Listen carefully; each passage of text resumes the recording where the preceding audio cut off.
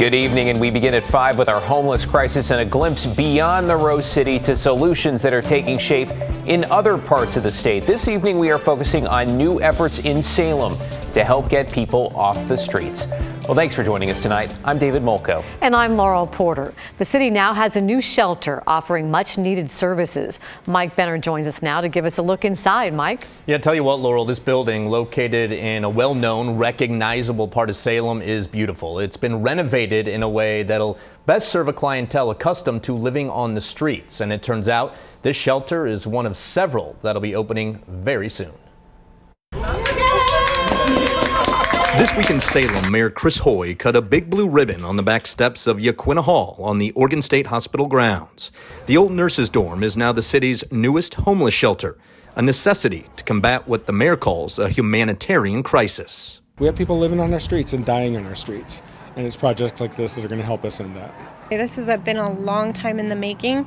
Nicole Utes of the Salem Housing Authority is beyond excited about Yaquina Hall's 52 living quarters. Each one, equipped with a bathroom and kitchen, will accommodate anywhere between 1 and 3 people transitioning out of homelessness. Inside Yaquina Hall, you'll also find a laundry room and community room. And perhaps most importantly, for those with serious and persistent mental illness, office space for wraparound services, which includes connections to mental health, behavioral health, anything from drug addiction treatment to schooling. It just so happens Yaquina Hall is not the only shelter opening its doors to the nearly 2,000 people experiencing homelessness in Marion and Polk counties. There are 2 more shelters opening in Salem in the coming weeks. Arches Lodge on Fisher Road Northeast, and the Salem Navigation Center on 22nd Street Southeast. The Navigation Center will wait and see. Jean Hendren considers herself a rogue advocate for the area's homeless. She believes the shelters will save a lot of lives and improve the quality of a lot of lives. But she's pleading with the city and state leaders to do even more to address the homeless crisis. I want them to streamline the processes and get it done again and again until we have this problem solved, because this is not the way Americans live. Nobody will argue that, especially those behind the opening of Yaquina Hall, the old Oregon State Hospital nurses' dorm turned homeless shelter. It will save lives. People who are not currently thriving on our streets will be able to thrive here. All right, Yaquina Hall is slated to welcome its first residents the first week of May. The arrivals will be staggered in the weeks to follow so that all residents get the support they need during this transition. David? Mike Benner in the newsroom there. Thank you, Mike. Well, 2 people are dead after a shooting in Northeast Portland's Woodlawn neighborhood. Police responded to a 911 call of gunfire at 22nd and Lombard just after 9 last night. They found 1 person dead and later found a second body nearby. It appears they are 2 adults, 1 man and a woman, officials say. Authorities say the suspect or suspects left that scene. No word on any arrests. Anyone with information should contact Portland Police. The general manager of a bike shop in Northwest Portland is sick and tired of the crime. He's dealt with theft and vandalism. It's costing thousands of dollars. And this is a story we've heard from dozens of businesses in the city. Bryant Clerkley joins us now. Bryant, you talked with the owner of Fat Tire Farm Bicycle Shop, and crews are out there fixing the damage to the shop today. They were, Laurel, and here's what happened 2 months ago. Someone backed a stolen van into the bike shop, and it took out a door, a front window, and part of the wall. That person then stole a $10,000 bike. So they were making expensive repairs today. And in the past year, the shop has been broken into 4 times. The owner is ready for elected officials to make a change. This is a photo of Fat Tire Farm Bicycle Shop on Northwest Thurman Street after a stolen van crashed into the building back on February 6th. The damage was extensive, the door and wall destroyed.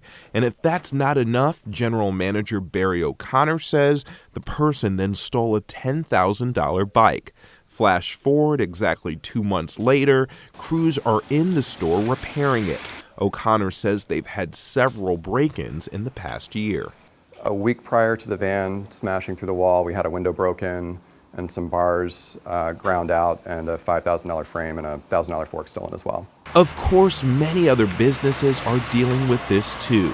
A recent survey found more than 80% of Portland restaurant owners that participated said their business had been broken into, and 90% of that group said the break-ins happened in the past year. O'Connor says in one of the break-ins, 4 bikes were stolen at once. Now he's taking security to a new level. We'll be installing some concrete bollards out front so that someone can't drive through the wall again. And then ultimately, I believe we'll have roll-down security doors along the length of our building.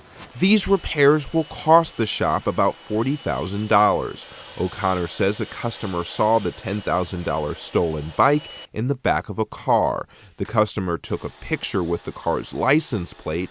It was sent to police, but nothing's been done yet. It's my understanding that there aren't enough officers investigating property crimes to pursue these things. Now O'Connor is calling on city officials to help make Portland more livable.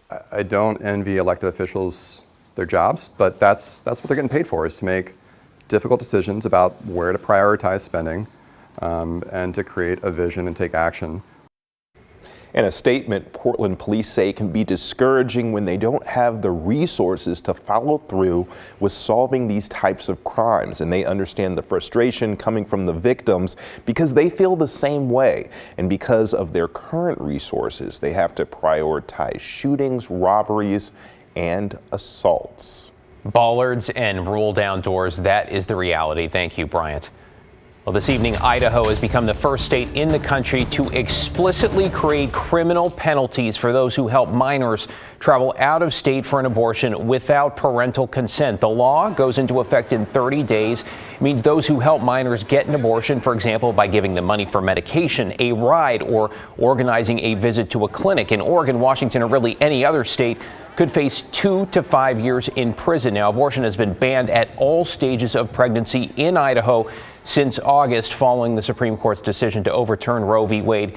The only exceptions are to save the life of a mother or in cases of incest and rape if the survivor reports that to law enforcement. Tonight, the political fallout encroaching on what is for many a deeply personal and difficult decision, including one Idaho couple who traveled to Washington. Abby Davis with our sister station in Boise has more. Just little things like he was 10 inches long. A white memory box, something Kayla and James Smith hold dear. Our physicians and nurses wrote us a card too that was super sweet. The box is filled with memories of their son Brooks, who they didn't get much time with, but who lives in their hearts forever. It was Mother's Day last year and I found out we were pregnant again, which we were trying to get pregnant at that time. And we were really excited. But that excitement turned into fear after Kayla's 20-week anatomy scan. We found out that there were several fetal anomalies, one being his pretty severe heart defect. Based on what they were saying, it wasn't going to be operable. We only had one choice here, which was to go full term and have him, and then him potentially, obviously he wouldn't survive, like he may survive birth. They weren't able to tell us whether he would or not. And if he did, they could give him some palliative care.